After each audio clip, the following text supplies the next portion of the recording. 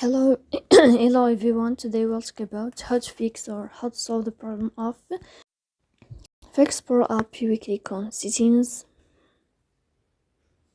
Here in this list, you can click on apps, default apps, app settings. On above, you can search about FxPro Direct, and you will enter. Here in this page of app info, you can click on first stop, and you can click OK. Then you will enter to the window of storage, and you can click here.